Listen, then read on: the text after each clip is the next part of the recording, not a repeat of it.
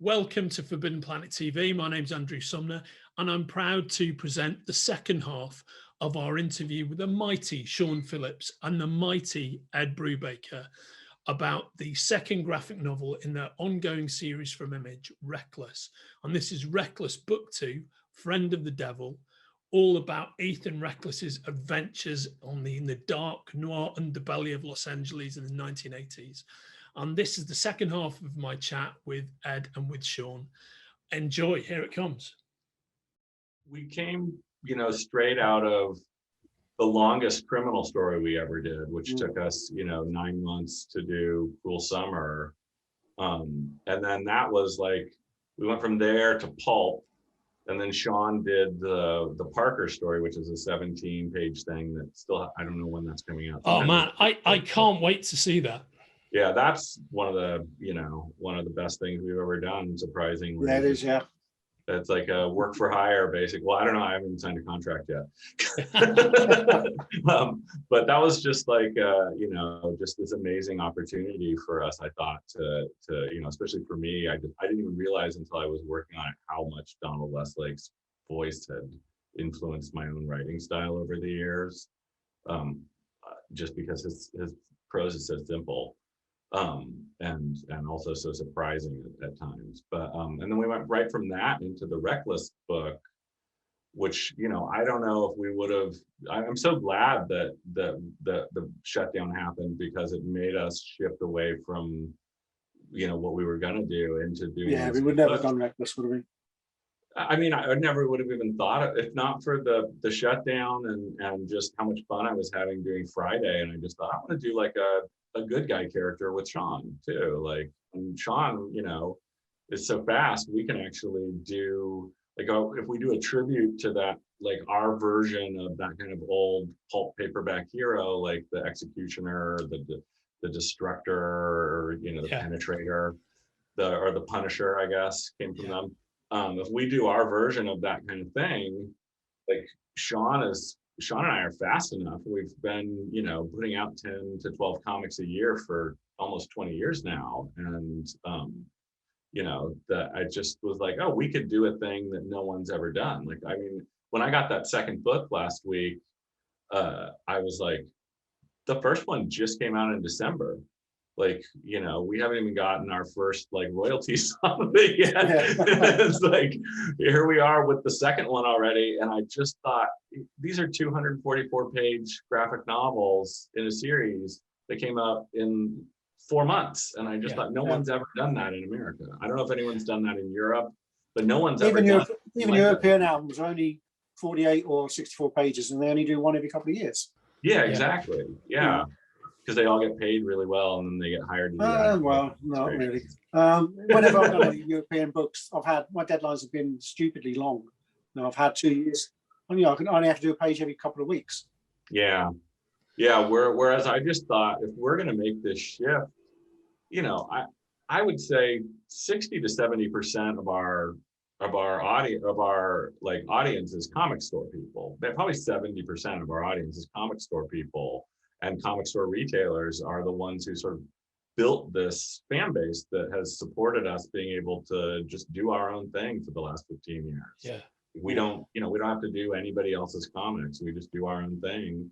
And now I was just like, we're at a point now where those are the people who are running their own stores who are really getting behind what we do. Yes. Yeah. And, my biggest fear was like, if we switched to a graphic novel model, we'd only put out 1 book a year.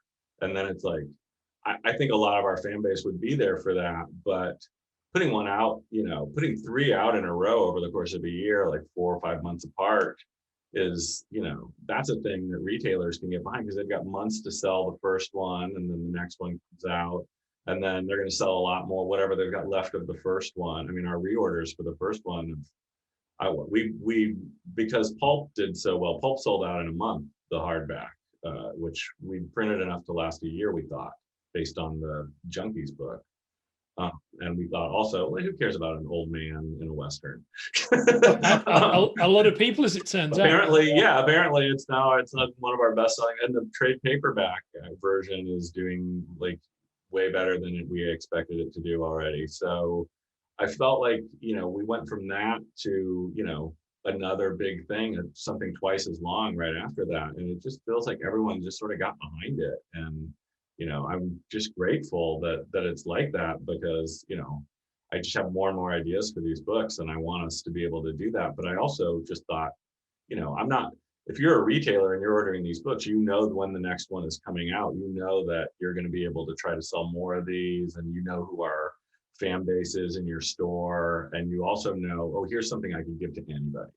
Like, these books are, someone who walks in off the street looking for a graphic novel that normally reads mystery books, you can give any of our stuff to, and you can't say that of most comics. No, I think that's right. I love that you guys are talking about this, and I'm going to try and pay you a compliment that actually riffs on the genre you find yourself in. I think what you've managed to do, and I think, as you say, you're doing something that nobody else has done thus far, and you're creating this new space for yourselves, that's the place everybody wants to be in life, right? But I think what you're managing to do is you're producing Travis McGee on a Mac bowling schedule. Yeah, so basically you've got that, you've got that Don Pendleton schedule. Yeah, but in fact, the good version on the shitty version schedule. That's absolutely what you've done. Yeah, 100%. Because I mean, without, again, you guys know I'm a big fan, as we all are at Forbidden Planet. When you were talking about retail support, our head buyer at Forbidden Planet, Rob Pontifac, is a huge fan of your work, and we know. Oh yeah, no, I know Rob. Yeah, and we're a big store, but the amount of interest in your work is always really high. And we were talking about the last interview we did before this started. But I think the quality of what you've done is the downside. I love Matt Bolan, apart from when I'm reading a Matt Bolan book, and then it's like, oh, Jesus Christ, this is horseshit. but I love the concept. But with you guys, it's a different thing. I love the concept, but it delivers, and it's a great resonant read. And I think I can't think of anybody else who's done that. I mean, that's good. Sorry, guys, I'm giving you nowhere to go. Yeah. That's like somebody pays you compliment, puts an end cap on it. There we go. That's what I think. That's terrible interview, but I think it's. I think that's what you've done. Well, I mean, for us, I mean, I hope it's just that we're always just trying to not do worse than whatever the last thing was. Like I just always want to make sure, like, whatever we're doing is as good as the last thing we did. At least that's got to be our bar, because I used to have a sign on above my desk that just said, just try not to suck, because you can never just try to be brilliant or whatever, but it's like most things suck. 95% of what comes out in any field, we never hear of. It's the 5% of things that we hear about. And so I just figured just not sucking will hopefully help get us into that 5% or 10% or whatever it is. But I just feel like we always just try to make sure what we're doing is engaging to us. And for me, I'm always trying to write a story that I would want to read, that I also want to see Sean draw, and then every now and then I remember, like, oh, this might be really hard. Like, I just gave him the chapter he was just saying he was drawing all day is literally like a birthday party filled with people. I know it'll look brilliant. Yeah, I mean, when I get the script, it always feels like it's an impossible thing to draw. And then I start working on it and think, actually, I can figure this out. I can, so yeah, it's come out nice. I'll show you later. Oh yeah. Oh, I can't wait to see it. Yeah. No, that's the thing is, like, I say this a lot. I write to keep up with whatever schedule needs to be fit in a way. And this has been amazing for me, because Sean needs X amount of pages a week. I don't want to say how much to embarrass other comic artists. Loads. It's a lot, but that makes me have to make decisions. If I'm working with a slow artist, I could agonize over how a scene's going to end or not for days before, because they don't need the pages. But it's like with Sean, I have to like make these decisions, which is why doing something like this, like Reckless especially, appealed to me, because it was like, I can use some of the chops I've learned in all my years doing like superhero books and you know, like character driven stuff. Whereas in our crime stories, a lot of the time, you know, sometimes it can be agony because I'm like just drawing on like memories or like stories old friends have told me, and I think about how this person I haven't talked to in 25 years, and you know, it's like I feel like those get so heavy sometimes when I'm writing them, even though I'd always try to make them entertaining. But with Reckless, it was like the idea of trying to take on that genre, because there's a lightness to that genre of the, you know, the roughneck hero, troublemaker guy. And I knew that as I was writing it, it was going to end up feeling like one of our things anyway, but that it would be a little bit more plot driven, a little bit more violent, and, you know, a little bit more over the top. But, you know, it wouldn't be as much as what those books were, because that's just not what we do. You know, we just feel really bizarre. And yet at the same time, you know, we have scenes where he's killing like 4 or 5 people. Yeah. Which, other than like Teague Lawless in Criminal, I don't think we've ever done that. In like our more grounded stuff. But for me, that was really fun to just, and you know, that's what I read for pleasure. Like I've been rereading, well, not rereading, but I've been catching up on like a lot of the Michael Connolly Bosch books that I haven't read. Man, they are great. They're really good. Yeah, I love them. And you know, I was a big fan for years, and I just sort of I got a couple books behind, and they were just stacking up. And just a month or so ago, I was like reorganizing my bookshelf, and I was like, oh, you know, I don't think I've read the most recent ones of these. And I read one, I'm like, wow, he's gotten even better. And then I realized like, oh, this is actually more recent. There's like 5 or 6 of them that I haven't read that came before this. So I dug those out, and I've just been powering through those. And I love a page turner. And I just thought, you know, it's not something we'd really tried to do in the same way of like writing like a thriller page turner kind of mystery character. And also, you know, I mean, that's a big thing in the European market, that kind of detective character lead. But it's never really taken off in the American graphic novel market, that, you know, that idea of like a series character that's just really aimed at like general audience people. Like it appeals to comic book people, but they can also give it to their dad for Christmas, who hates comics and wonders why they waste all their money on comics. It's like, well, here's this comic, Dad. It's just like the Jack Reacher books for you. You know, like, I'm actually a living embodiment of exactly that.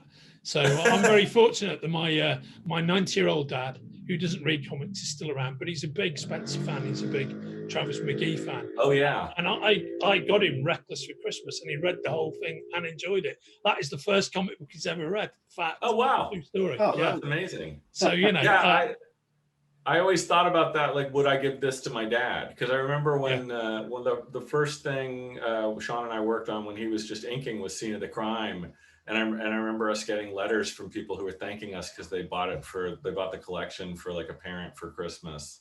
My mom will like this. There's never been a comic I could even give her that she'll read. And, you know, I just thought that's a small sliver of an audience we're aiming at. But now it's like, that's a big thing, because comics have taken over the world, and the older generations are like, why is everything about comic books? Well, I've actually got a message from my dad, which is he said when he found out that because I've just been with him up in Liverpool this weekend. When I was coming back, I told him I was interviewing you guys, and he was saying, "Oh, you got to tell him I loved the scene with the spanner in the workshop." So you know the scene with the wrench in the workshop. He absolutely. So we call them spanners right in the UK, which of course you'll know. So he goes, "Yeah, I love the scene with the spanner in the workshop." Yeah. So he was. So you've got the big Ken Sumner seal of approval. Yeah, oh, great. So guys, on that note, the next book is going to be the brilliantly titled "Destroy All Monsters," right? Yeah, in October. So that's coming. So Friend of the Devil publishes this month, which is April, and then you'll have "Destroy All Monsters" in October. Is there anything that you guys can tell me about that one, or is it too far in advance? Well, there's no monsters in it. It's got monsters in it. It does. Of all kinds. It's real monsters. It really is. I mean, it's funny because we put the poster on the wall in in the theater in the first book. That's the one poster that's hanging on in the lobby is the Destroy All Monsters poster. But I knew at that point already that was going to be the name of the third book, because when I first started jotting down ideas for Reckless, I wanted to see, well, if we do this as a series, do I have ideas for, at least 3 of these? And I started jotting down other ideas and coming up with names for them. And Friend of the Devil is a name I've been wanting to use for something forever, because it's a name of an old Grateful Dead song. But it also really seems to embody the spirit of the 70s to me. Like, I think Friend of the Devil, I immediately think of Manson or something. And Destroy All Monsters, I feel like is a little bit of part of like Ethan's like ethos in a way. Like that's one of his deep-seated unspoken beliefs, is that the reason he's able to do what he does and sleep at night, even regardless of his brain damage, is he feels righteous about it. So there's a sort of righteousness about it. And the story in that one, the case is just much different than the anything in the first year. Like the first one was a murder mystery. The second one is a hunt for a missing girl from the sort of weird Hollywood underbelly in the 70s.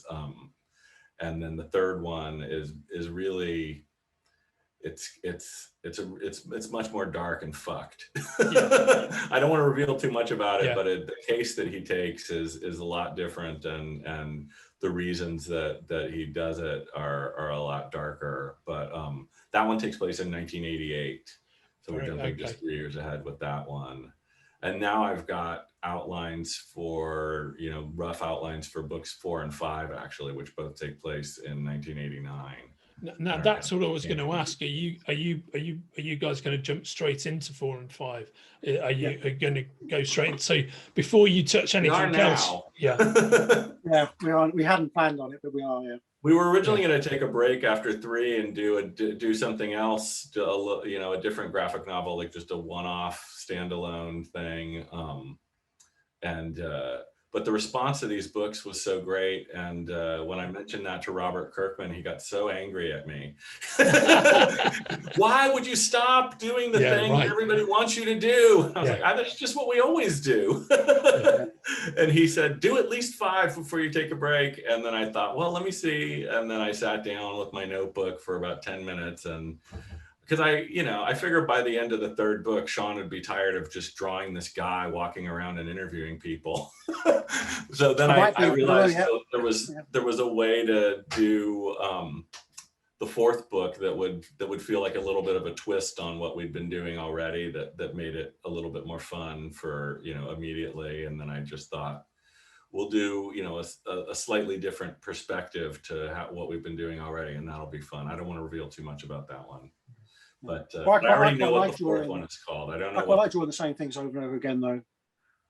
I quite like drawing the same things over and over again. Drawing the theatre, lots of times, and and just some of the stuff, the familiarity of some of the locations makes it quite immersive, I think. I was stunned actually how much, like, giving him like a headquarters that's that movie theater, and like I feel very invested in that movie theater as a location now, and being able to see like the different scenes in it, like the pages you turned in yesterday or the day before, which are the scene in the movie theater.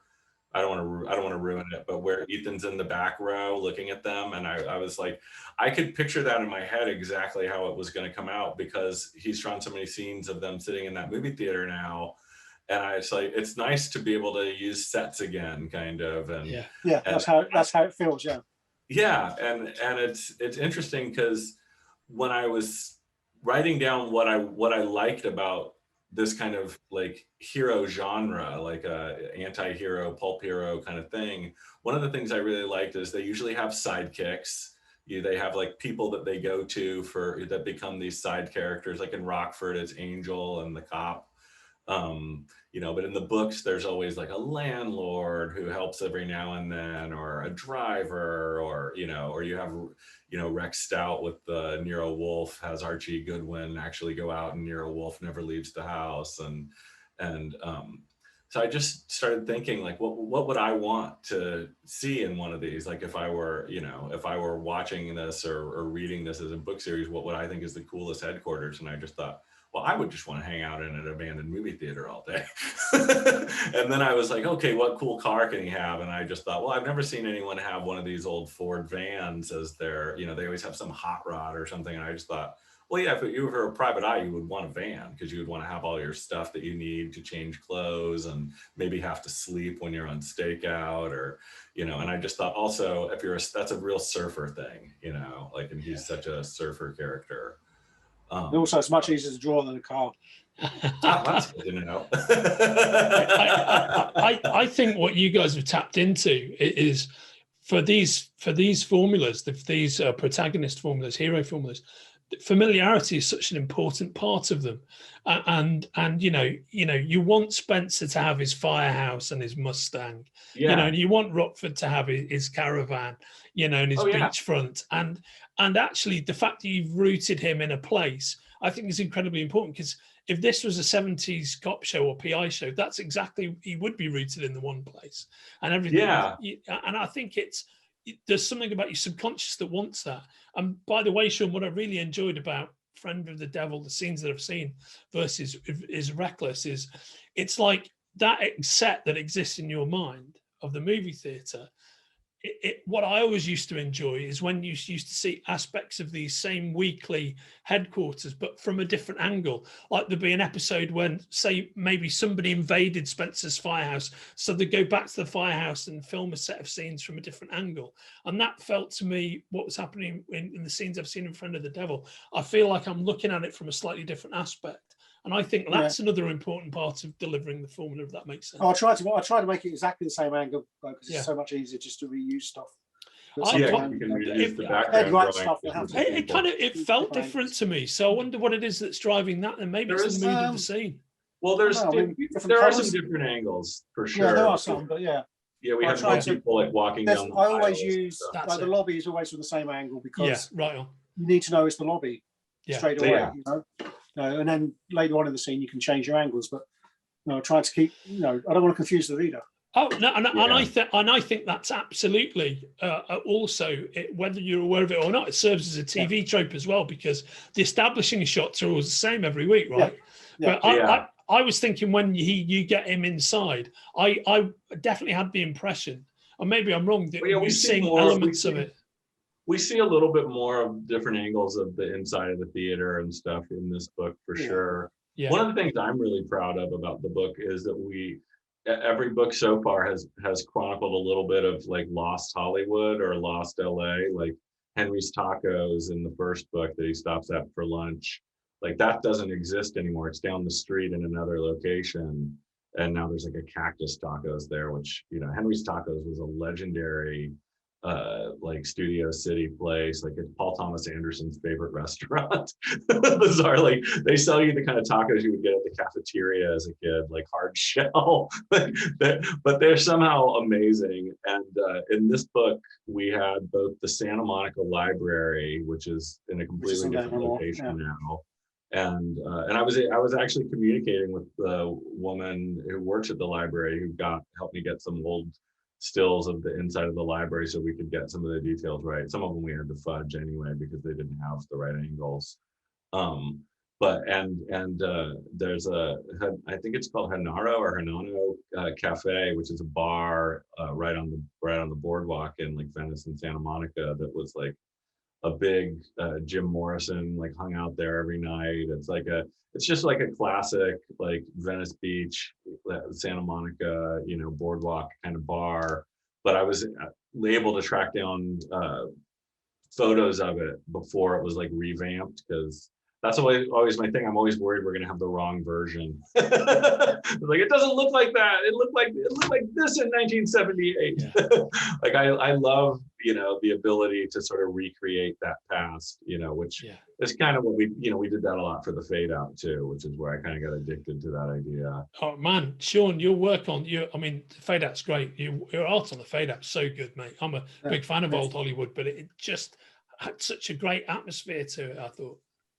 Well, I try to get these, get the details right. Like Ed says, we want to make sure it's the right ground derby and the right whatever, you know, what's that railway that goes up the hill? That's not in the same place anymore, is it? Angel's Flight. Angel's Flight, yeah. Which is so, a big. Sorry, carry on, mate. Yeah. I was just saying, you know, trying to get those things right, but some of it you don't know. We can't find out what it used to be like. So, but no, that means no one else can say it's wrong, can they? Yeah. Yeah. No one will be alive for very long. Yeah.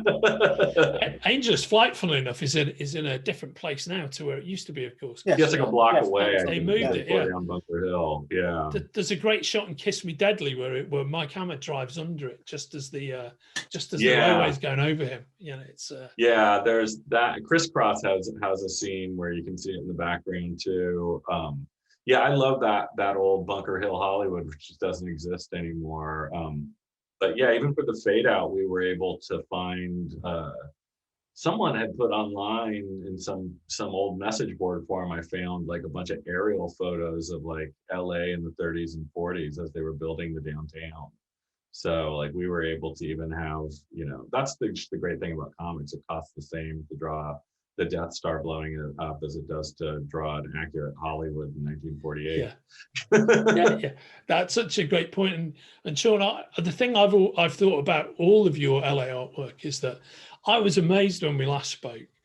Correct me if I'm wrong here. That I think maybe you visited LA once or maybe twice, and I assumed your California artwork so evocative that you must have been coming off the back of like 30 consecutive trips or something. Oh, I've only been once, and that was only it's amazing. 2 years ago. Yeah. And I didn't really see much of it because it rained almost all the time we were there. Yeah, that's true. Yeah, and they were down in Orange County more, where the opening and closing of Friend of the Devil takes place. Yeah, that sort of wide. Yeah, so that was really handy because I could remember what it was like. Yeah. But you haven't even experienced the kind of the sun bleached LA that you're illustrating. Fantastic. Yeah. I'll just reference. It's in the script. It's such an inspiring script. And on that note, I think that's a great place to park this conversation and say it's been my pleasure once again to be chatting with Sean Phillips and Ed Brubaker about the epic Reckless series and the latest Reckless graphic novel, Friend of the Devil. You can order right here from the links attached to this video, to this interview. Thanks very much for joining me today, guys. It's my pleasure. Yeah, it's great to see you again. Take care of yourselves. All the best. Thanks. If you're enjoying watching Forbidden Planet TV and you're enjoying watching us talk to the world's most interesting and accomplished filmmakers, authors, artists, musicians, creators, subscribe right here. See you soon.